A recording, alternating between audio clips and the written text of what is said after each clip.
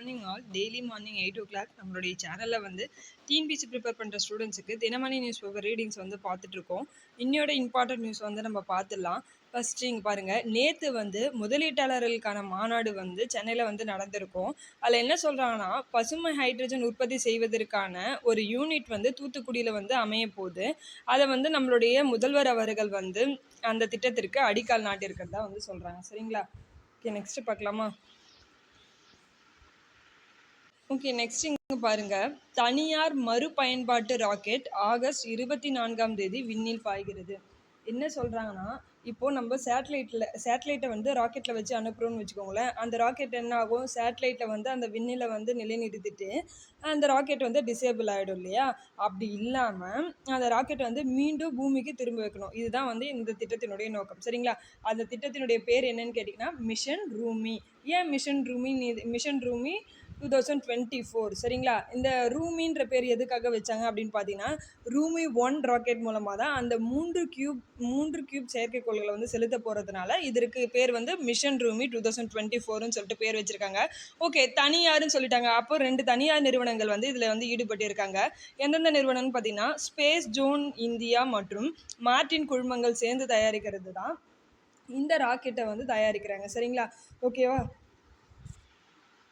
August 24 வந்து திருவிடைந்திலிருந்து விண்ணில் வந்து செலுத்த போகிறாங்க. இது எதுக்கான செயற்கைக்கோள்ன்றதை தெரிஞ்சுப்போம். காஸ்மிக் கதிர்வீச்சு, புற ஊதா கதிர்வீச்சு, காற்றினுடைய தரம், வளிமண்டலத்தினுடைய மாற்றங்களை கண்காணிக்கிறதுக்கான 3 கியூப் செயற்கைக்கோளை வந்து இந்த ரூமி 1 ராக்கெட் மூலமாக செலுத்த போகிறாங்க. அது மட்டும் இல்லாமல் அதிர்வலைகள், ஓசோன் வந்து எவ்வளோ இருக்குது, காற்றினுடைய நச்சுத்தன்மை வந்து எந்த அளவுக்கு இருக்குது, வளிமண்டலத்தினுடைய நிலைகளை வந்து அறிந்து கொள்வதற்காக ஒரு 50 சிறிய ஆய்வு கருவிகளையும் வந்து இந்த மிஷனில் வந்து செலுத்த போகிறாங்க. சரிங்களா? என்ன பண்ண போறோம்னா, திட்டமிட்ட பாதையில் வந்து அந்த 3 செயற்கைக்கோள்களும் நிலைநிறுத்திய பிறகு அந்த ரூமி 1 ராக்கெட் என்ன பண்ணும், பூமிக்கு திரும்பி வரும். சரிங்களா? இதை தெரிஞ்சு வச்சுக்கோங்க. ஓகே, நெக்ஸ்ட் பார்க்கலாம். ஓகே, நெக்ஸ்ட் பாருங்க, 42 ஆண்டுகளுக்கு பிறகு அகில இந்திய ரயில்வேயினுடைய கால்பந்து போட்டி. என்ன சொல்றாங்கன்னா, அகில இந்திய ரயில்வேயினுடைய கால்பந்து போட்டி வந்து 42 ஆண்டுகளுக்கு அப்புறமா சென்னையில் வந்து நடக்க போகுது அப்படின்னு சொல்கிறாங்க. எங்கன்னு பார்த்தீங்கன்னா, சென்னை ஐசிஎஃப் மைதானம் மற்றும் அயனாவரம் கால்பந்து மைதானத்தில் ஆகஸ்ட் 22லேருந்து ஆகஸ்ட் 31 வரைக்கும் நடக்க போகுது. சரிங்களா? ஓகே, நெக்ஸ்ட் பார்க்கலாம். ஓகே, நெக்ஸ்ட் இங்கே பாருங்கள், சென்னை விஐடியில் உணவே மருந்து விழிப்புணர்வு நிகழ்ச்சி அமைச்சர்கள் தொடங்கி வைத்தனர். செங்கல்பட்டு மாவட்டத்தில் இருக்க விஐடி பல்கலைக்கழகத்தில் உணவே மருந்துன்ற விழிப்புணர்வு நிகழ்ச்சியை வந்து, அதாவது உபரி உணவை வந்து வீணாக்காமல் பகிர்ந்து கொள்ளணுன்ற நோக்கத்தை அடிப்படையாக கொண்ட இந்த உணவே மருந்து விழிப்புணர்வு நிகழ்ச்சியை அமைச்சர்கள் தாமு அன்பரசனும் மா சுப்பிரமணியன் அவர்களும் வந்து தொடங்கி வச்சுருப்பாங்க. சரிங்களா? ஓகே, நெக்ஸ்ட் பார்க்கலாம். ஓகே, நெக்ஸ்ட் இன்னையோட குறளை வந்து நம்ம வாசிச்சிருவோம். இந்த குறள் வந்து குற்றம் கடிதல் அப்படின்ற அதிகாரத்துலேருந்து நம்மளுக்கு கொடுத்துருக்காங்க. குறளை வாசிப்போம். வருமுன்னர் காவாதான் வாழ்க்கை எரிமுன்னர் வைதூறு போல கெடும். இந்த குறளினுடைய பொருள் என்னன்னா, ஒருவனுடைய வாழ்க்கையில குற்றம், அதாவது குற்றம்னா துன்பம் இந்த இடத்துல. சரிங்களா? துன்பம் நேர்வதற்கு முன்னாடியே அதை அறிந்து தன்னுடைய வாழ்க்கையை காத்து கொள்ளலை அப்படின்னா அவனுடைய வாழ்க்கை வந்து நெருப்பின் முன்னாடி நின்ற வைக்கோல் வந்து எப்படி வந்து அழியுமோ அந்த மாதிரி அவனோட வாழ்க்கையும் அழிந்திடும் சொல்கிறாங்க. நெக்ஸ்ட் இன்னொரு தடவை வாசிப்போம். வருமுன்னர் காவாதான் வாழ்க்கை எரிமுன்னர் வைத்தூறு போல கெடும். ஓகே, நெக்ஸ்ட் பார்க்கலாம். ஓகே, நெக்ஸ்ட் இங்கே பாருங்க, உலகின் அமைதியை இந்தியாவின் வளர்ச்சி நிலைநாட்டும்.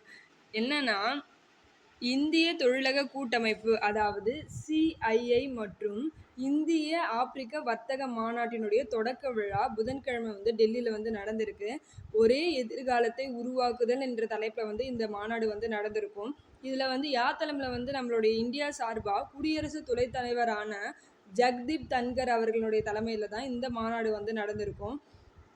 இதில் வந்து அவர் வந்து என்னென்னலாம் வந்து பேசியிருப்பாங்க அப்படின்னு சொல்லியிருக்காங்க. சரிங்களா?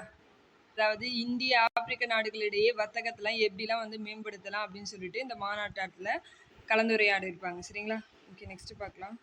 ஓகே, நெக்ஸ்ட் இங்கே பாருங்க, ரிசர்வ் வங்கி ஆளுநருக்கு பிரதமர் வாழ்த்து. எதுக்காகன்னு பார்த்தீங்கன்னா, குளோபல் ஃபைனான்ஸ் 2024 இதழினுடைய அறிக்கையில் வந்து, அதாவது ரேங்கிங் லிஸ்ட்டை வந்து அந்த இதழ் வந்து வெளியிட்டிருப்பாங்க. அதில் பார்த்தீங்கன்னா, மத்திய வங்கியாளர் அறிக்கையில் ரிசர்வ் வங்கியினுடைய ஆளுநரான சக்திகாந்த தாஸ் அவர்களுக்கு வந்து A+ தரநிலையில் வந்து இடம்பெற்றிருக்காரு. தொடர்ந்து 2 ஆண்டுகளாக வந்து இந்த A+ தரநிலையை வந்து பெற்றதுனால நம்மளுடைய பிரதமர் அவர்கள் வந்து ரிசர்வ் வங்கி கவர்னருக்கு வந்து வாழ்த்து தெரிவிச்சிருக்காங்க. சரிங்களா? ஓகே, நெக்ஸ்ட் இங்கே பாருங்க.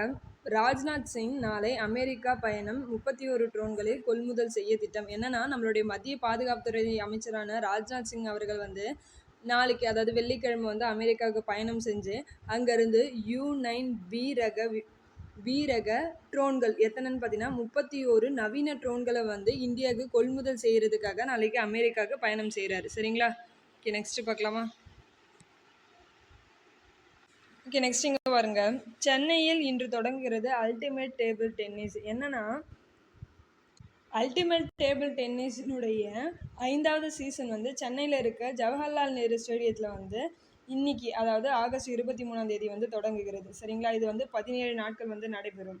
இந்த சீசனில், இந்த 4 சீசனில் 6 அணிகள் வந்து அங்கம் வகித்த நிலையில் இந்த சீசனில் புதிதாக ஜெய்ப்பூர், அகமதாபாத் அணிகள் வந்து சேர்க்கப்பட்டிருக்குன்னு சொல்கிறாங்க. ஓகே, நெக்ஸ்ட் இங்கே பாருங்கள். U-19 உலக மல்யுத்தம் ரோனக் தாஹியாவுக்கு வெண்கலம். அதாவது என்ன சொல்கிறாங்கன்னா, ஜோர்டானில் 17 வயதுக்குட்பட்டோருக்கான உலக மல்யுத்த சாம்பியன்ஷிப் போட்டி வந்து நடந்துட்டு இருந்தது. அதில் வந்து பார்த்தீங்கன்னா இந்தியாவினுடைய ரோகன் தாஹியான்றவங்க வந்து வெண்கல பதக்கத்தை வந்து பெற்றிருக்காங்க. சரிங்களா? இந்த போட்டியில் வந்து உக்ரைனுடைய இவான் யான் கோவஸ்கி வந்து தங்கமும், ஜோல்டன் ஜாக்கோ வந்து வெள்ளியும் வந்து பெற்றிருக்காங்க. நம்ம இந்தியாவை சேர்ந்த ரோனக் தாஹியா வந்து வெண்கலம் பெற்றிருக்காங்க. சரிங்களா? இதை வந்து ஜஸ்ட் தெரிஞ்சு வச்சுக்கோங்க. நெக்ஸ்ட் பார்க்கலாம்.